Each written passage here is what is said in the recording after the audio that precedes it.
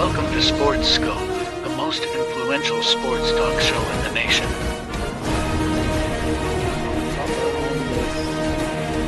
What's today, the 19th? Stay tuned for updates and great sports content.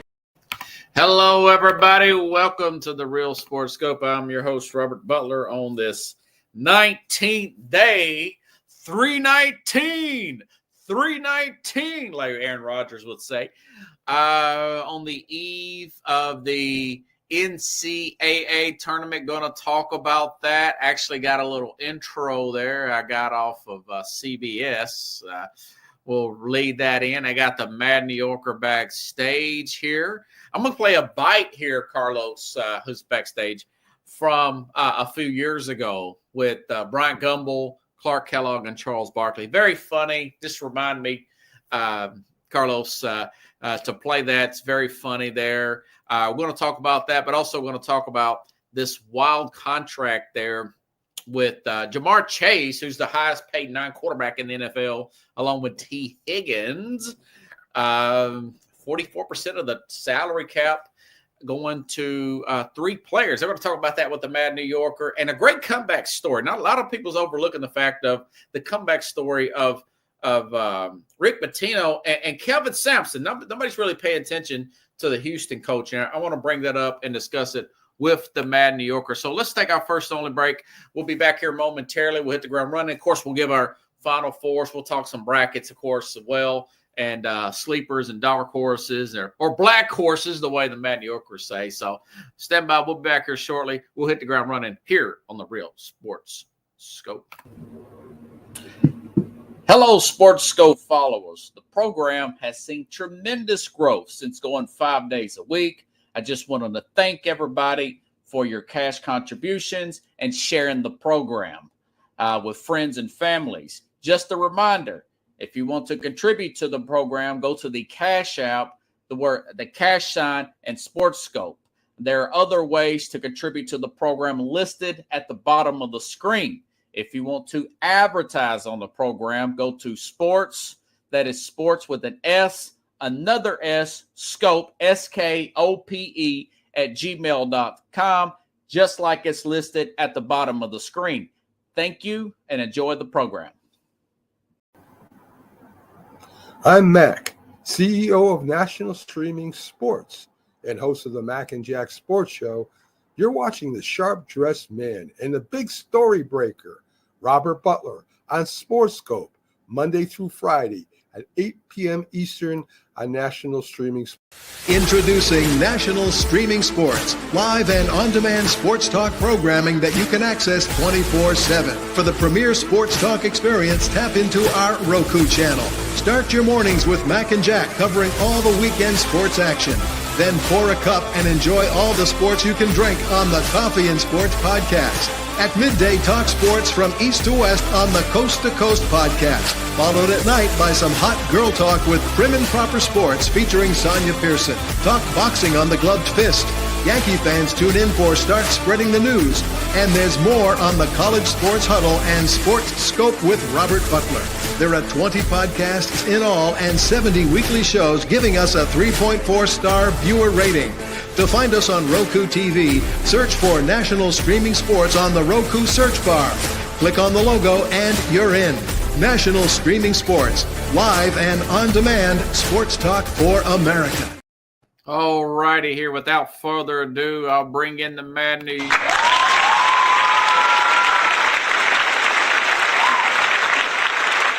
It's a good crowd there, buddy. Hey, if you check, you see my background now. Speaking of Mad New Yorker, it's a national show here. Want the Empire State to be behind me.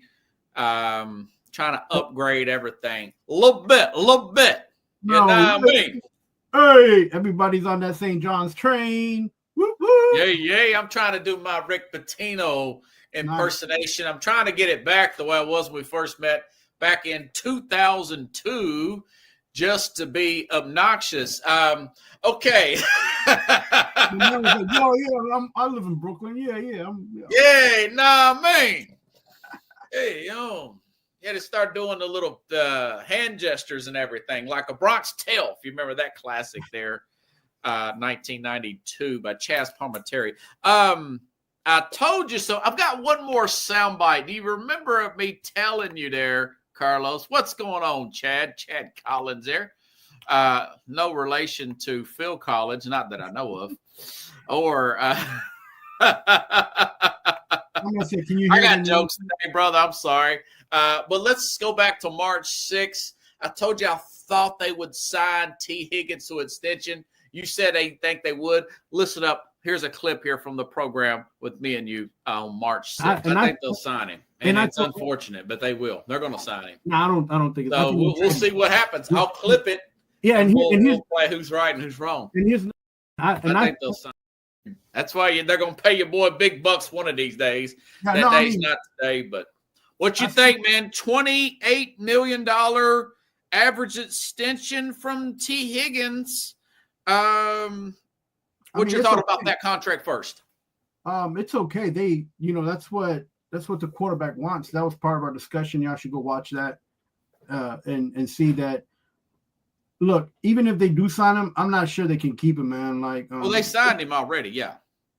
Yeah, so 4-year extension or something like that. Yeah, they could always trade him too. So I mean, yes, that's true. Sign and trade.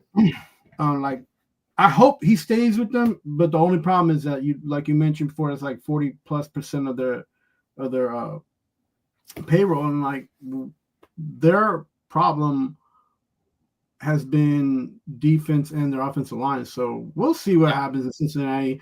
You're going to get a situation where you're like Kansas City or sometimes even the Bills. You'll score your 27, 30+ points, but then you're going to be struggling. And you're going to lose, even though you score those points, because you can't hold the lead. So, that's an important factor in trying to get into the playoffs and in the Super Bowl run. So, I hope it works out for Cincinnati. I mean, they got 2 number 1 wide receivers, which is okay, but they need to protect their quarterback. He needs to be able to throw the ball to them. So, I hope that they get those changes done on offense and defense. Yeah, I've heard Mark Schlereth bring that up on his program about the drop back issue with him getting sacked and whatnot. They've got Orlando Brown on that offensive line.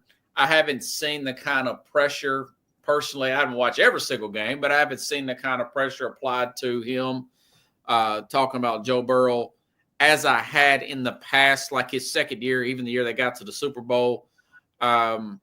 I think it's okay, the offensive line, from bad, because I'm a believer in Orlando Brown. I think that was necessary. But again, for those of you who hadn't been watching the show lately, the Bengals will be spending 44% of their cap on 3 offensive players on an average basis, $55 million a year for Joe Burrow. Jamar Chase, the highest paid non-quarterback at $40.25. That's $125 million on 3 players, 44.77%. And they're trying to get Trey Henderson, the edge rusher, done too. So, I mean, you do the math on that. That is 56% of the cap on the other 49 players. 52-man roster, right? I mean, you talk about top heavy, man. I thought CeeDee Lamb and Dak Prescott was bad. Yeah, and like you see on those teams that you mentioned, like even on the Dallas Cowboys, or you talk about the New York Giants and the Jets, when these contracts are high and they're top heavy, you see that those contracts don't balance the teams well anyway. So you see these teams, they maybe make a playoff run, maybe get to a certain point, but the best teams that make it are not the teams that have that many talented folks that are signed for that much value anyway. So you got to find a way where everybody on the team feels like they're all getting like the same type of, they're all on the same page as far as, playing wise, defense and offense. And it's not about just, Joe, who got a bigger contract than Jeff or Tommy or whoever, so yeah. It's not these are all adult men too, and it's a business more than anything else, and it's tough on the coaching staff.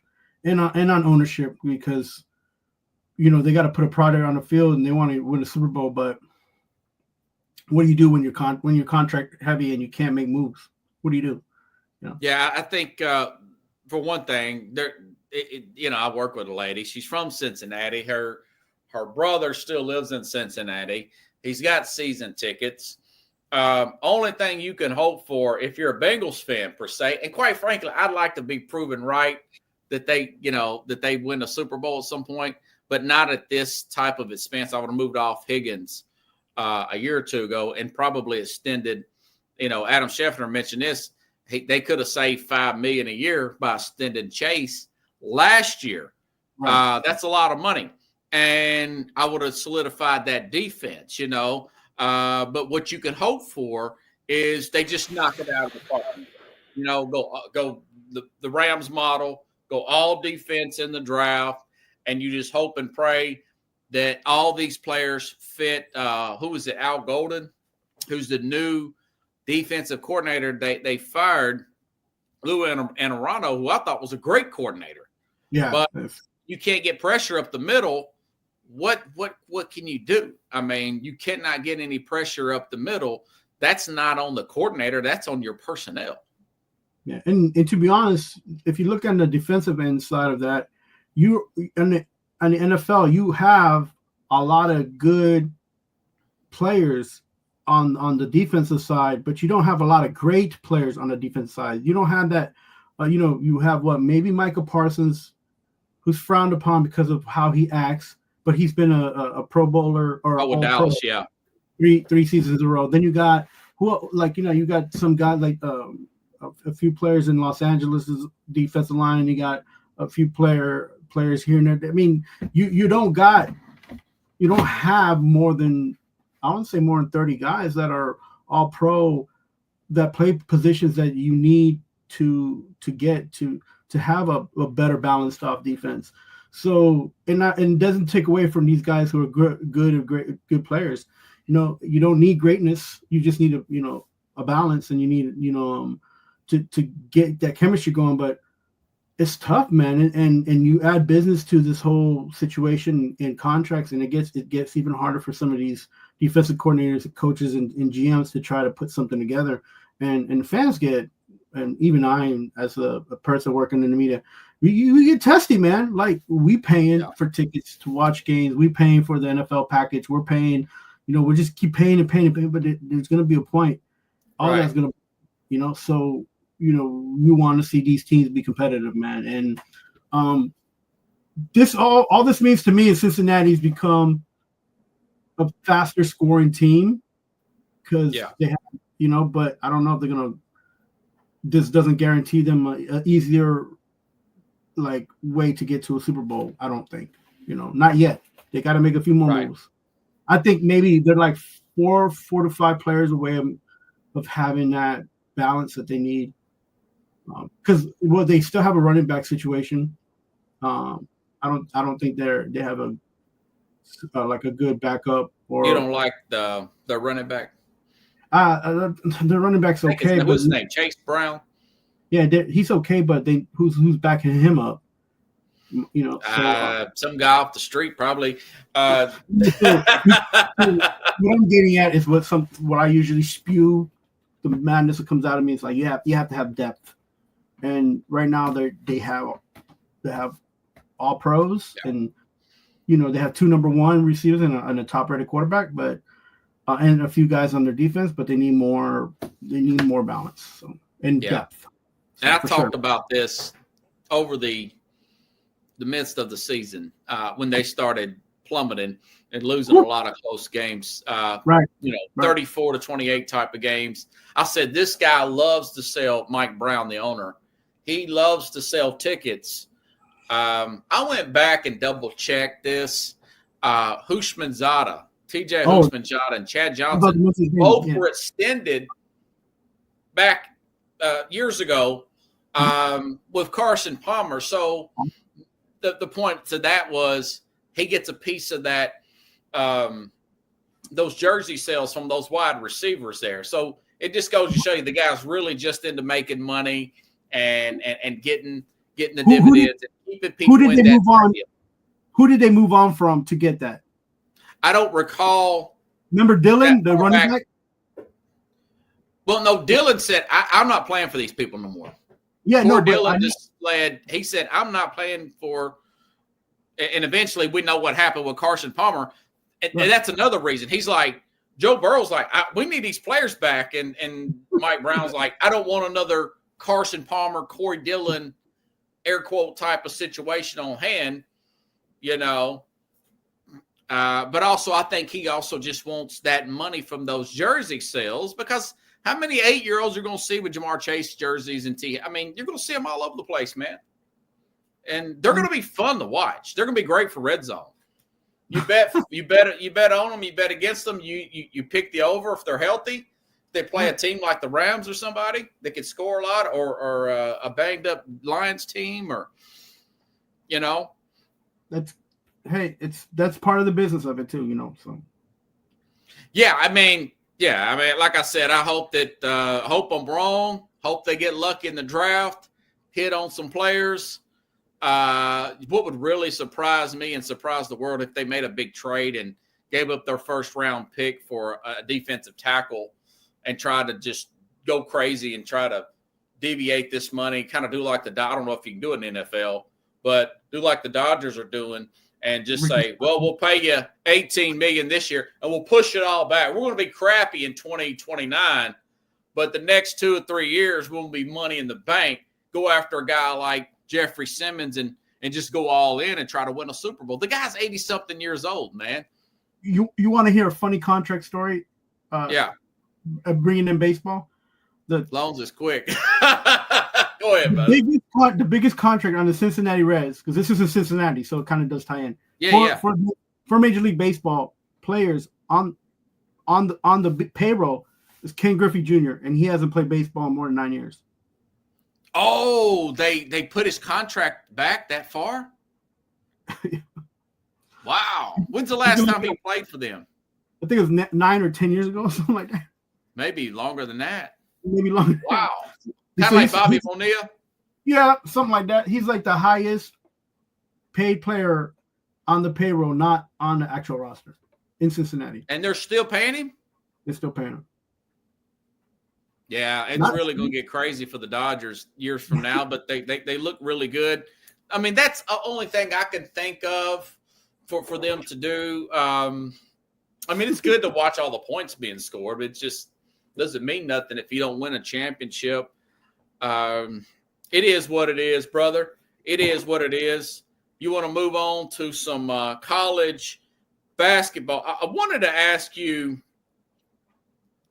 how come it's really being overlooked, this, I'm trying to phrase this right, this comeback story of guys, not just Pitino.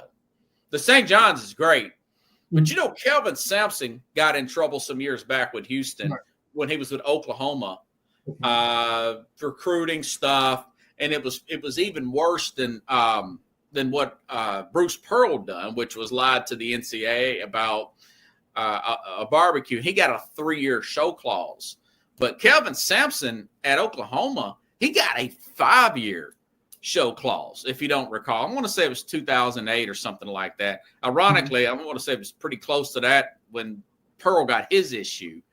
And I say all this because when guys get stuff like that, that's pretty heavy-handed,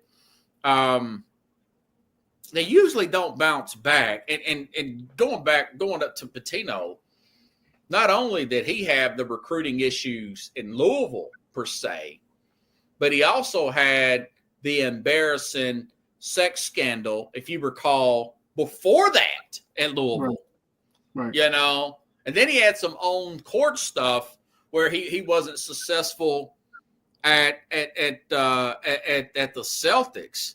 But if you think about those recruiting the last recruiting scandal with the prostitutes and the strippers and everything under him, you would think that after the sex scandal, that, you know, the guy made a lot of money. He had won that second championship. He won one with Louisville. We know about his 96 championship with Kentucky. Wouldn't you think that he would just kind of 67 years old, retire, lay low, go down to South Florida. No, he gets back out there, and he goes to was it Ione or whatever. Yeah, makes the name for himself there. Gets to the tournament with that team, and then he does this here at St. John's, and he's got this record for like the most teams in a tournament or something like that. I believe it's 7 teams. Yeah, 7 teams. Boston College. He has Kentucky, Louisville, Iona, St. John's. I'm missing. I think Providence is the other one. Providence. Yeah. So, what kind of comeback? Let's start with Pitino.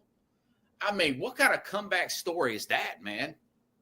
The thing that gets this whole buzz up about him is that he's from New York, man. He's a New Yorker. So yeah, everybody here in New York, they love. I mean, he was even the coach of the Knicks for like 5 minutes. Like, they all support him, man. Like, even when he went up north to Iona, like, there was so much support and love poured out to him because he came back. Like, and he's a hard worker. He starts from nothing and brings these programs up. And that's the thing, man. That's the, like the grittiness. Yeah, he had issues. We all have issues, but it's basketball. Yeah. And people in New York, they love basketball because there's always a winner and there's always a loser. And if you keep winning, people love you and they scream your name. But when you lose, you get thrown under the truck, man. And Rick Pitino, he ain't been under many tires, bro. And even if it wasn't even like he wasn't even flattened out. It was more like a muddy tire, and he just washed up, came back clean. I mean, you know, and those kind of things, man, they resonate with people, especially those who support basketball and who love basketball in New York, man. He's old school. He don't take junk from people. Like, are you surprised that he made this kind of comeback though? At 70, Yeah, I don't, because when he came out of Iona and he went to St. John's, everybody was like, he's gonna make a difference, but we don't know what kind, right? Yeah.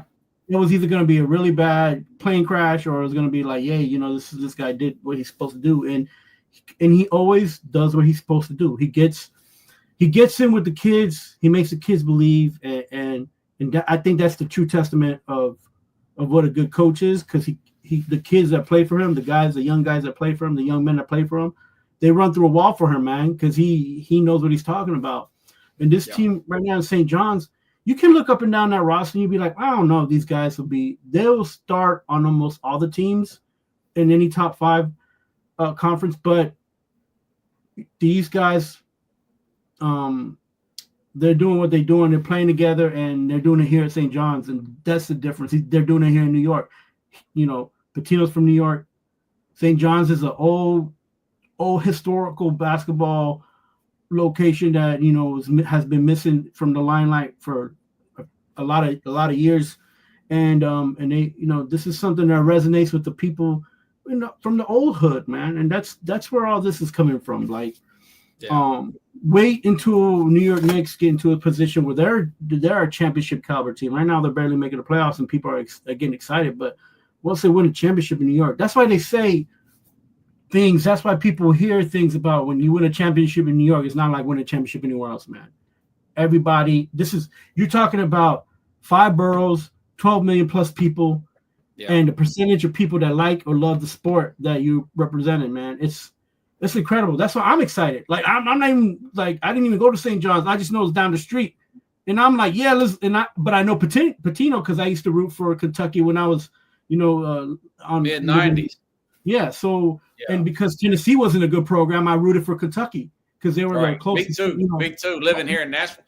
Right. So, I mean, I'm excited. I even know his name. And that's another thing. He's a big name. It's not like he's not coming from zero, man. He's a big name. He's always been his name's always been up in the limelight.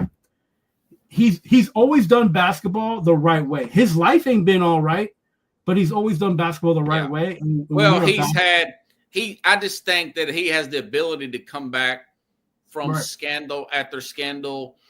And, I forgive him. We all make mistakes. The reason why I brought it up, it's so inspiring, is the fact that, remember Mike Price, early 2000s, gets the Alabama job. This is a football coach. Right. Uses the company card for strippers and escorts. This guy was a hot coach coming in and never coached it down. That was so embarrassing for Alabama. And they wanted to upgrade their coaches. They fired this guy without him. And then he goes to like A&M or something like that. And you never hear from him again. And there's another guy from Iowa State that was up and coming. But there were pictures that came up on the internet about him. This guy named Larry Deshay. In 2003, the Iowa State men's basketball coach stepped down after photos and reports surfaced of him drinking and partying with students. And you just never hear anything about those two coaches again. It's really impressive, man. I mean, if you look at some of the stuff that they compiled, you had a few years before that, you had the sex scandal. It was really embarrassing for Pitino, where the woman was extorting him for money. I don't know if you remember that. Right. But it's pretty bad. And then the one a few years later, one of his assistants is paying these strippers and stuff. And then, of course, this is before NIL. Per se. Right, but he said he didn't know about it. It's really hard to come back from that, man. No, and that's another thing. It's like it's really inspiring if you ask me. I'm a forgiving person. I know we're all got flaws, you know. But the thing is, again, you take it back to the court. The work on the court, his record's impeccable. Not just winning people, not just basketball, but with these young men and making a difference in their lives. They haven't been one person who hasn't played for Rick Pitino who doesn't thank them for the opportunity to get to be or have an opportunity to play in the NBA. There's not one. And how many guys has he had come back who are former players are starting to coach now? Even in Kentucky, Mike Pope, you got guys like that. Who? Yeah, he played with Pitino. Now, what do you think about Kelvin Sampson? Wait, 5-year show clause. That's wild, dude. Yeah, one more thing. And then now his son is doing it in New Mexico, and his son is becoming a successful coach. Are they in the tournament? They're both in the tournament. This is the first time I found this are in a tournament, like coaching teams. Yeah, so that's another thing. So it's like, look, when you got people like that where they do their job and they do it to the best of their ability, a lot of times those kind of things oversee the negativity of what happens in their own personal life. Because as much as they have their life in the light, people do and recognize that the people who, the stars, the people that are coaching, that they have a personal life at the end of the day, and I think that's one thing that, as long as he didn't cross that line where he affected somebody's life as a player, right, and he's even said things like, I wish with some players I would have done more, knowing that they had substance abuse issues, that they had grade problems, he knows that, and he's acknowledged that, and he says it, like, you can't, as much as you try to be in people's lives, you can't live their life. And those are the things that he says to just kind of make you understand that he is a coach and he's trying to be a mentor and he's trying to do the best he can for these students to win the championship and then also help them out and get them to the next level. Because that's the point for most of the situations that he was been. But now with NIL, it's different. Now these kids are demanding money. Now these kids have brands. Now these kids school is not about getting a scholarship no more. Yeah. It's he's an older coach, Right. People learning to delegate better and going to Sampson. Now, Kelvin Sampson, this is 2008. Impermissible phone calls and providing false information, NCAA violations, and the Oklahoma program, which they were playing pretty well. They're getting in the tournament. Yeah. But getting a 5-year show, I mean, you're a pariah. We saw Bruce Pearl. I'm pretty impressed with Pearl bouncing back, even though that was just one really bad violation where lying about a barbecue. Kelvin Sampson, who's coach at Houston, man. Kelvin Sampson is my parents' age. I think he's a year older than my parents. And he's another guy that could have just, you know what? I'm done with it. I'll go be assistant at NBA and then I'll retire. But, Houston's a real threat here to get to the Final Four and win the championship as well. Just to kind of be on the because you're put off on the side for like 5 years. You Yeah, know, and- it's hard to get back up. You know, He got Houston. He changed the culture at Houston to make them a Right. viable, competitive team. This isn't his first go round. He's been Right. he's been in the dance or close to being in the Sweet 16 for the last 3 years. Yes. Between being in making a run to the dance and being in the Sweet 16. So again, another guy who leaves his work on the court, man. And a lot of guys sing his praise. He's changed a lot of guys' lives. He's given the opportunity to a smaller university to be in the limelight, man. That's you can't ask for anything better. that's really good. It's impressive. And the fact that he's a African American coach Yeah. in a university like University of Houston in Texas says a lot to how much they respect him for what he has done, what he can do, and what he is doing in the game of basketball at that university. Like, and you have to give the alumni at the university a lot of respect and a lot of thanks that they give him that opportunity, because even though he's showing it and that he knows how to coach and that he's a mentor and he's helping these young men, they definitely could have gone and would have definitely did other things had they only given him a smaller chance or opportunity. So Yeah. And he basically got in trouble for just pushing the envelope with the phone calls and the right. I mean, a lot of it was just, with his thing, he was just trying to be competitive and he tried to get an edge. It wasn't an issue like Pitino's was, where he had both issues. And Houston didn't treat him like a bridge coach. They didn't treat. They gave him a decent contract to begin with. They allowed him to give opportunity and time to see what could happen and what he can develop.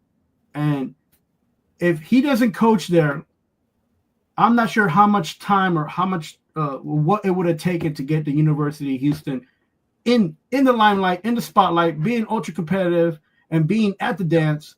Because this has been 3 years, people, and every 3 years I'm like, oh man, this team looks. Aside from the injuries of the first time, they keep getting a little bit closer every year, and they got 4 starters back too, by the way. Yeah, from last year. And I say that I watch a lot of basketball. I sometimes praise Sampson for the teams that he has at Houston. They coach well. They play defense. This team's a little bit different. They're fast. They shoot a lot, but it's what it is. Basketball's been changing. But these two coaches, the most important thing that they have, adaptability, and they're flexible. They don't. Yeah, they change with the times. Yes, they don't put their players. And he's lost some weight too, man. That guy's thin down. Yeah, I think he's got maybe some ailments that Oh, really? I think he's getting older though. But look, nothing to take away from who he is and what he's done as a coach. I think he's at the top of his game, coaching wise. Look, I hope he can stay another 4 years, but that's me hoping. But I enjoy. Well, he's 4 years younger than Pitino, so he'd be all right. I enjoy the quality and the kind of basketball that's coming out of Houston, and it's good for that. It's good for the conference. It's good for Texas, because Texas, they try. So it's tough, man. Those schools they try but it's good to see them there. So a lot of people are high on the Texas team. One guy's, I think of Jason McIntyre. He's high on Texas Tech to go far. So let's transition into talking about the brackets. But let me give a little intro music. I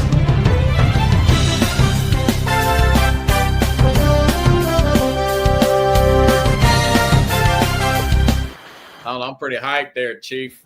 So what do you I don't even know where to start at, brother. How far do you think Houston will go? Since we're talking about Houston, where do you have them at on your bracket, per se? I'm trying to get mine up here now. I've had problems with brackets all day. I hate everything's got to be on the app, man. Yeah. Why does everything have to be on the app? Yeah, is that what it is, man? It's killing me. We used to just message people and call people on their phones, but now we can just create everything. Print it out like old times, That's what I should have did. I'm so used to posted it behind you. Phone. You should have posted it behind you. Yeah, Oh yeah. I probably should have just put it like whatchamacallit.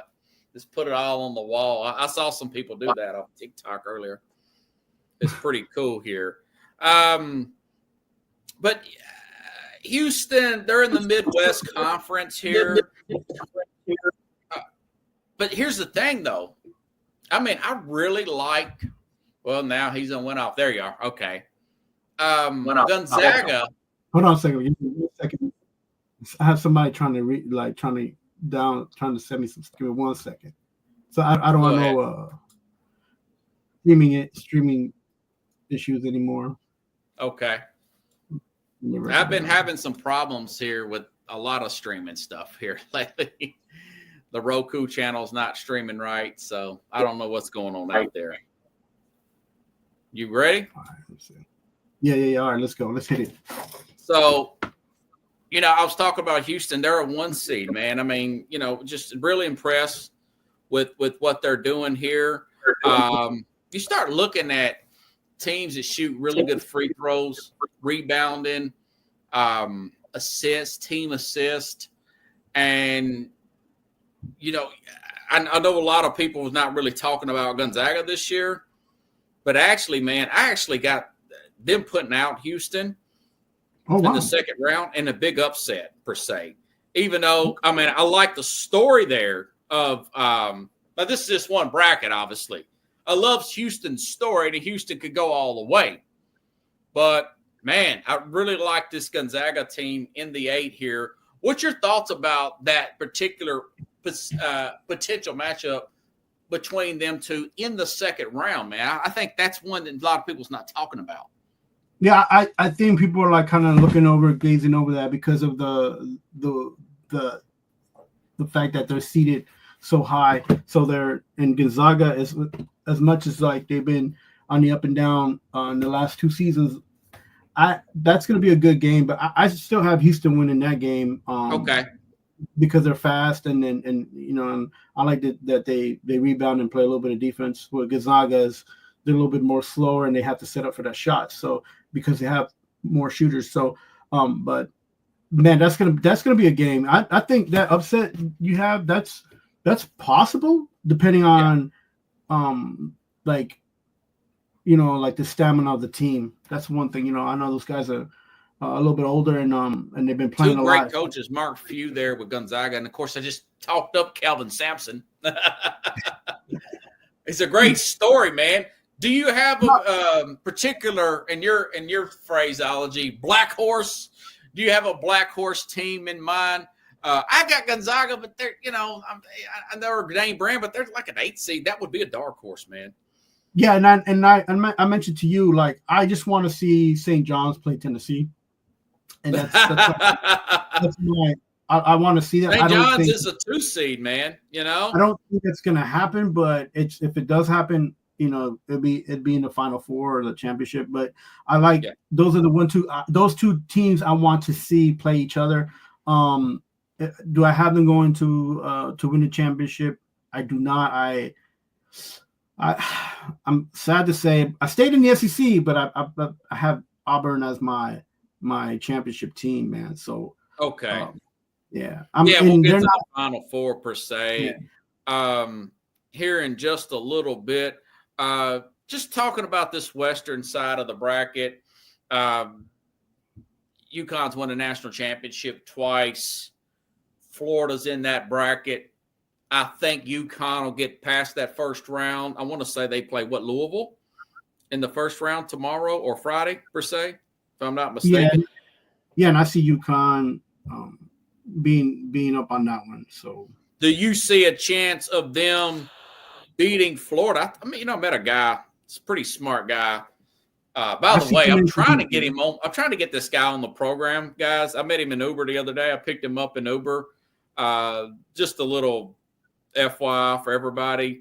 I sent me an email the other day. His name is Sean, and Sean is from St. Louis, and he's worked with bringing in some Missouri football players to the University of Missouri, like Darrell Green Beckham. Remember him? Yeah. And Sheldon Richardson, I think he went to the Jets for a little while, didn't he? Yeah, he was here for a little bit. That's right. Yeah. Yeah, but he still thinks Connecticut can do something this year. And I said, I don't know, man. This is not the same team. No, do you see a chance of Florida beating them in the second round? They would be technically meeting in the second round if both win the first, which I think a lot of us think they will, especially Florida. I mean, they're the 1 seed, or A1 seed. Yeah, UConn plays Oklahoma. Excuse me, I'm sorry. And I think a lot of people is going to pick UConn to beat Oklahoma in round 1. Do you have Oklahoma in that game? I have UConn beating Oklahoma. Okay. Yeah. You don't see any chance of Florida beating or them beating Florida, do you?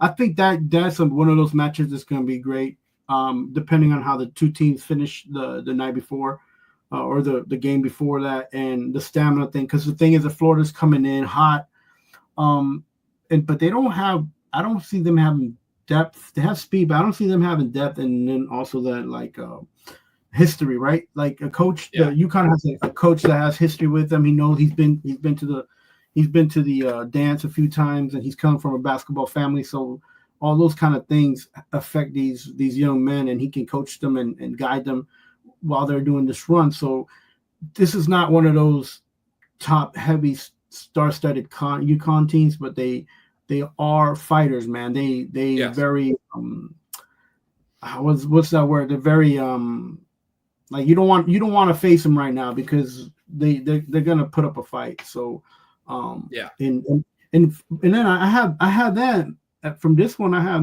Maryland actually coming out of this. Okay. Out of the West, I have them. I have Florida and Maryland. No, why are you so high on Maryland? Somebody else mentioned Maryland. That's another. That's Fox guy. What's the hype on Maryland? Man, they're just one of those teams, bro, that have speed. They have a good deep transitional defense, but they pick up a lot of rebounds. They don't stop playing, and they just that's one of the teams in the last few weeks I've been watching. I'm like, man, this team has a lot. They have a lot of depth too. They're about 7 deep, and probably more, but at least 7 deep, and they are putting out on the basketball court whenever they're playing together. Even if the top guys are on the bench, they still have a few guys there that can pick up the pace and stay with them. And that's like, how I say, you got to have nine deep, and they're close.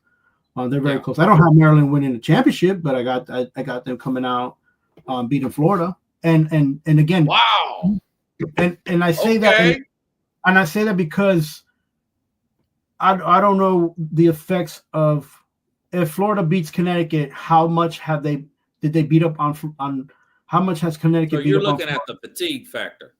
Yeah, totally. Stamina fatigue. I'm all about that for the dance.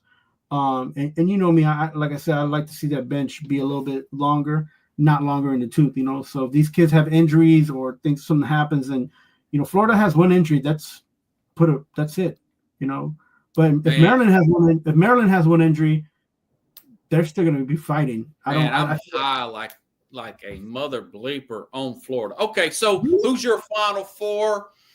And I'm going to clip it, and then I'll clip my Final Four.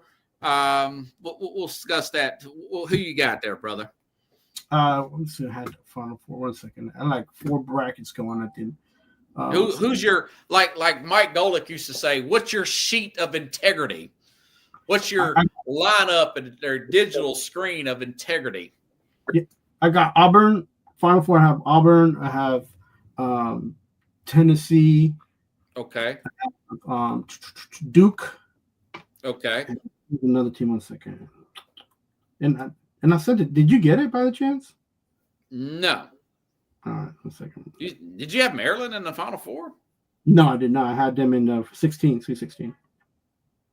Let me look on the other side. Hold on. It would be in that bracket. That Florida bracket, which is. I might have had Maryland beating Florida out of that bracket. So yeah, I might have had Maryland. Yeah, that's probably it. 1 second. Well, I mean, which one is it, Chief? Do you need to check it real quick? Yeah, I need to check. I'll give you mine real quick, and then you can check. Yeah, go ahead.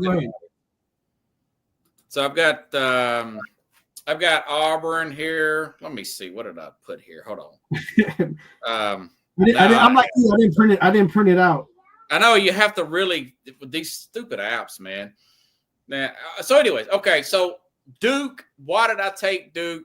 I was impressed the fact that when Flag went out, they still won their ACC championship. I actually think North Carolina's ticked off about this issue with getting criticized for being the last one put in for political purposes, and then the governor of West Virginia is wanting to file a lawsuit. That's the weakest thing I've ever heard, by the way. It's 68 teams. If you can't get in on your own, you don't deserve to get in. This thing is watered down anyways to a certain extent. So bleep you, West Virginia. Okay, so all that being said, my Final Four is Duke, Tennessee. Tennessee has a lot of criteria. Love the guard play in Tennessee, man. Guard play, defense. Wish they had a better front court, but I do like their bracket. I like Tennessee's path. Duke, again, Cooper Flag. He 18, 19 years old. Ankle injury, supposed to be back. I think he'll get fully healed as the tournament goes on, and I think that Duke's going to be fine. Kind of like Howard mentioned the other day, they've got 3 pros on that team that could hurt them, but they have 4 starters coming back from last year also, like a Houston. So I've got Duke, Tennessee, Auburn, Florida, 3 SEC teams, and I've got Duke over Florida to win the national championship, 72-66. I'll probably regret that. Florida will probably end up winning it, but I'll take Duke over them. What do you think? I wanted to put Houston in, but I didn't like it. Their bracket. I wanted to put St. John's in, but I didn't like their path either. What do you think about that? Right. Yeah, they have a tough path, man. St. John's does, which is why I'm like, I don't know if I could put them in. But I had Duke, Alabama, Tennessee, and Auburn. Oh wow. Yeah. Dude, okay, now who's in the championship game? On the championship, I have Auburn versus Duke. I have Auburn winning 89-81. Woo! So you like Bruce Pearl. That would be a comeback story. The 3-year show clause goes to a team like Auburn, who's been in the dumps for years, and then he gets them to a I think they didn't get to a Final Four a few years ago or get close. Or is that South Carolina's guy? That might have been South Carolina. Either way, that would be a great story. Colin Cowherd has Auburn winning it as well. I'm just really high on Florida. I was really impressed with them down the stretch. And, of course, especially Florida in the tournament, per se, that was played here in Nashville. So, so I've got Duke over Florida, and you have Auburn over Duke, right? Yeah. To win the whole thing. I think those two programs have gotten a lot of NIL money together. They gotten a lot of players that they need. They're at least 8+ 8 deep. Both of those teams, depending on the stamina and the fatigueness and they're gonna have to play.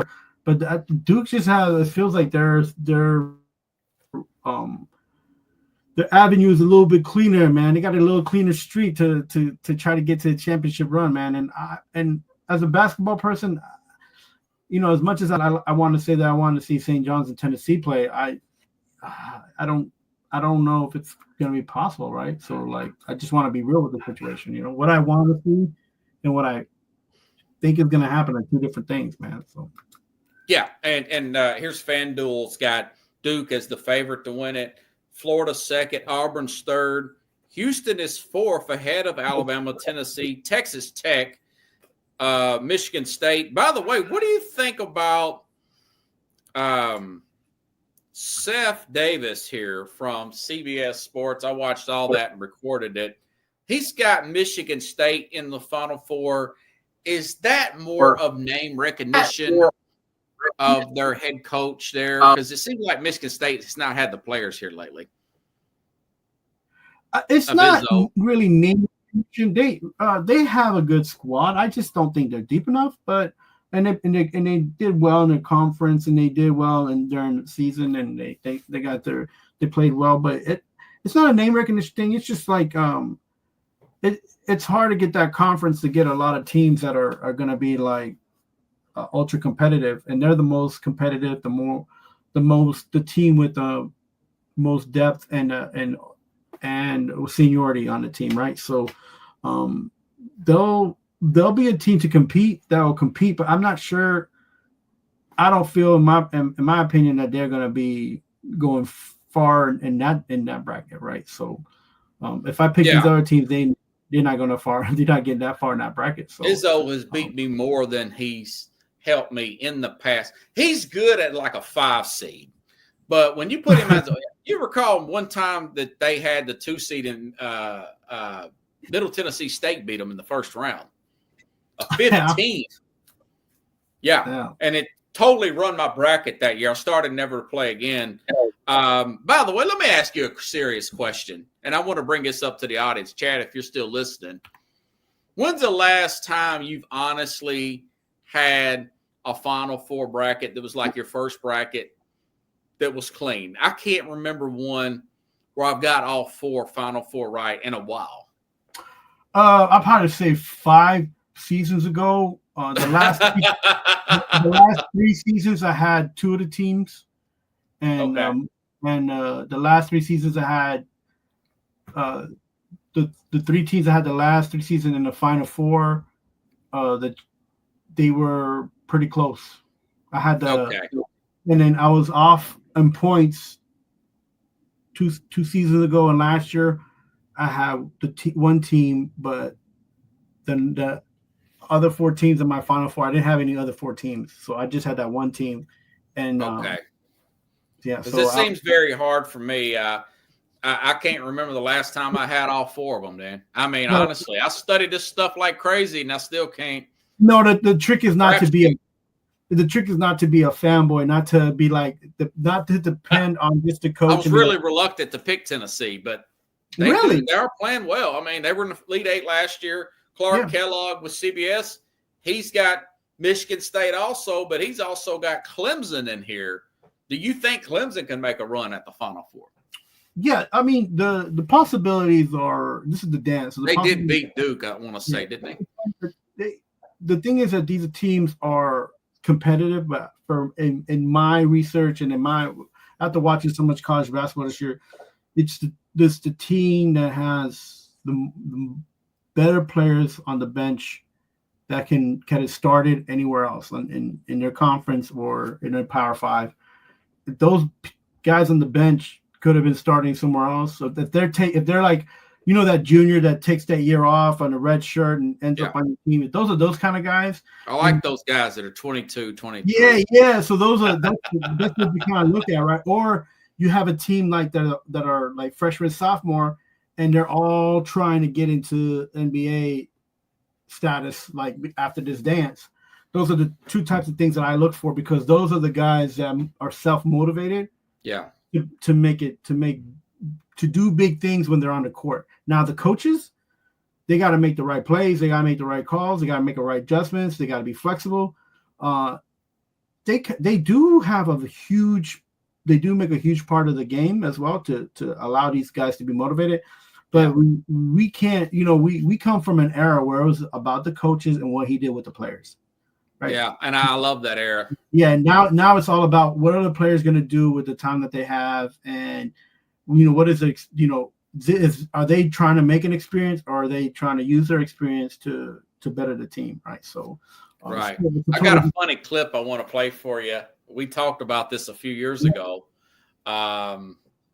with who was that guy? Brian Gumbel, one of his final years doing the CBS. This is Charles Barkley talking about taking a shower with his uniform on, and Kenny from Kenny Smith saying, "There's no era where we ever did that." Man, I want to play this for you. I've played this before, but I've actually got the clip. This is about 55 seconds. I should have got a longer clip of it, but this is pretty fun. I want to get your comment on this, and I want to see what you think about it. or everybody else as well. Yeah, I'm so old. We used to take a shower in our uniforms because, you know, because we flew commercial my first few Wait, years. time out. There's no era where you did it. Yes, it is. Stop, you're making this up. No, I'm not. There's no way that you were supposed to wash your uniform with it on. When I first, You're making this up. I'm not making this up. When I first got to the NBA, we flew commercial. Yes, I'm that's not accurate. That's disagreeing accurate. with So, that. so when That's you not what I'm played the disagreeing. night before and flew the next morning, when was you exactly going to get your uniform clean? You had to wash your uniform yourself. So after the game, when you got to your room, you took a shower in your uniform and dried it and dropped on the commercial airline the next day. Who are you with Jed Clampett? Yo, please. That's why you had to let him finish. Come on. Because Yeah, have you ever heard of this in your life, Clark? Well, how are y'all cleaning y'all uniform? Y'all playing in funky uniforms? But he's going to say we took them to the laundromat. What do you think we cleaned the uniforms? Do you believe that story? Yeah, I believe it. And I went to county school, and there was guys who in football they used to do that. I remember you said that then a few years ago. Yeah, like they would do that. They would do that because it was mostly with the practice uniforms. It wasn't with the game uniforms because the practice uniforms you gotta use the next day anyways. Yeah. So to have that clean and have your pads clean, they would shower with those pads on. And I wasn't on the football team, so I didn't care. But I just thought it was weird that they did that. But because they always had that funky smell, didn't it? Yeah.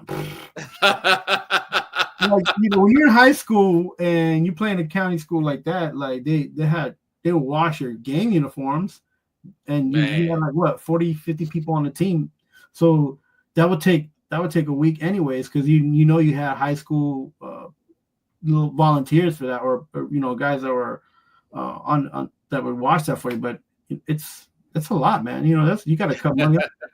So you think Barkley made that up? No, I think he actually did that.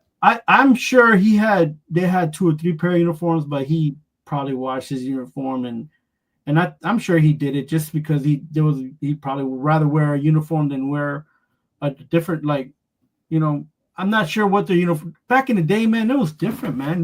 Like nowadays. How come Kenny Smith disagreed? He's like, there was no era. Well, you have to see what teams he played for, though. Like, well, he did. Yeah, Kenny played for a championship Rockets team, and when Barkley first came in the league, he played for a crappy 76ers team. Or maybe Barkley's just too lazy to go down the laundromat and wash it differently. Let me just I can imagine taking a shower in some crappy uniform jersey that I've been wearing and sweating in for 3 hours. That just makes my skin crawl. And Shaq makes I like when he does things. He says things to Barkley, but they go at it. But that was one of the funny. You just see Brian Gumbel's face, like, what is this guy talking about? Hey, Jed Clampett. Hillbillies. Yeah, but there's just so many things that players have done and that I've seen in different sports, just because of luck, or just their own mannerisms. Like, Are you meaning like superstition? Yeah, superstition, and then Although baseball players are big into that. Yeah, and then also some people just are accustomed to doing things that we can find that are weird. When he said that, it didn't sound weird to me, but it might trigger somebody. It sound unsanitary. I mean, what are you gonna that he did that in the past? So and look, I was a manager for the women's team at Austin Peay. I don't know if you remember that. Yeah, and I remember telling me about it. Yeah, and I had to, we had to wash. They had to wash their clothes. They had to have their clothes washed and everything. So, no, I don't think no woman ever kept her uniform. Even if they were superstitious, the coach was like, you can have if you have a superstition, you got to keep it to like a hairband or like something that you can take with you, but we're not washing it, or we're not touching your grimy stuff, or you can. Right. We got staff problems. Yeah, I was a reporter for Austin Peay, so that it's real sanitary. Anything you want to add about the tournament before we end the program tonight, Chief? There's a few games going on right now. Tomorrow's the bigger games. Yeah, the actual tournaments gets hot and going, and like don't get upset if your tournament gets busted. Like, Because you know, odds are it's going to. yeah, Nobody's never had a perfect bracket in the history of this thing. yeah, and you know, it's a fun time for the young men playing this game as well. So an opportunity for them to be in a championship run position and a chance to showcase their skills to get to the next level, depending on where they want to go. Or this might be the last opportunity for some of these young men to be in a championship situation if they choose to not go into professional sports and basketball in the future. So, like, you know, it's everybody's, you know, we are fans and we all have emotions, but let's keep it real. These are young men, and they're going to be affected a lot more than your bracket being busted. And just, you know, show support, you know, go out for your teams. And I'm kind of down that Austin Peay wasn't, you know, part of this dance. And you know, both you and I attended Austin Peay, and we you didn't get a chance to go to Alabama when they played Louisville. No. I remember when they played Louisville, and I thought this is going to be a beatdown, but at least we're here, you know. Yeah, I saw Rick Pitino put the smackdown on Austin Peay. Speaking of him, in Alabama, and one of the things though, I remember that, you know, Austin Peay kept it close for a little bit, but then the team of Louisville Cardinals, they went out and they just started balling, and that was crazy. Double-digit win, yeah. Yeah, and Austin Peay lost, but you know, you always want a team to root for. And this year, I sound like a bandwagoner, but St. John's and you know, I did attend the University of Tennessee. I just want to see those two teams play, man, and everybody enjoy it. Yeah. Have fun. If you drink, get a ride home or stay home. If you drink, don't. If you get an Uber and the Uber guy offered you, and he's a good tour guide and gives you mints and stuff, and you're drinking and stuff, nice. Don't forget to tip your Uber driver. You know, I don't understand why people don't tip. I mean, today I had two great riders on the way home from work or my day job, going to the airport. They tipped. Thank you very much. Great. One lady flying to DC and another gentleman flying to San Diego to see his girlfriend. But, you know, you out of towners here, listen, folks, you know, if I'm giving you a tour of the city while I'm giving you an Uber ride and offering you cell phone chargers that you can use, because I got outlets in my back of my car. I got mints. I think, and I get you there in one piece. Don't forget to tip you know how Bob Barker used to say, help control the pet population, have your pet spayed or neutered. Folks, don't forget to tip your Uber driver. You know, I was talking to this guy and his family from Iowa for 15 minutes and giving them all this information. I'm like, okay, you're going to tip me, right? Don't forget the tip. I mean, what's wrong with you people in Iowa, man? Are y'all poor or something up there? It's a second group of half a mile. Nothing against everybody in Iowa, but come on, man. Yeah, and also if you go out to eat with your group of friends, or you know, like order an Uber, but tip the guy. Don't be obnoxious and like enjoy the game, but let other people enjoy the game and their team. Yeah. Yes, that is a good tip, actually. Yes, like, you know, don't be that one fan. Yeah, and tip the waitress. It's a busy time. Course. Don't think that if you're gonna go to a place like a B Dubs or a huge bar or pub, you're gonna be the only one there. Understand that this is an all-day thing. They say that 40% of the working population during this time will call out for the next day. So, well, they're not paying attention to work. They're looking at Yeah. So be mindful. I was one of them people. Yeah, now I drive for my job. I can listen to it while I'm doing it. Be mindful and you know and just you can find your own enjoyment, but respect others and try to, you know, and hopefully they can enjoy their you know, supporting their teams and watching their games, because that's why I and that's probably, you know, one of those big things that some of these restaurants now are closing. But I used to dislike, you know, I could watch 4 games at the time and then hearing people and just, it's like, oh man, just enjoy the game. Fun. I just like watching at home though. Yeah, I just started watching at home after a while. You know, when you get older, you're like, forget it. Well, we got our PSAs out of the way there, Carlos. Hopefully I'll see you next Thursday, man. We come on at normal time. Just wanted to get it in because that first Thursday, people love to watch the game, and I'll just replay the program. And good luck with your bracket, brother, and we'll see how it plays out. Yeah, let's go Rocky Top. Let's go Storm. Let's do this. Yeah. Mad New Yorker, everybody. Got to get a standing.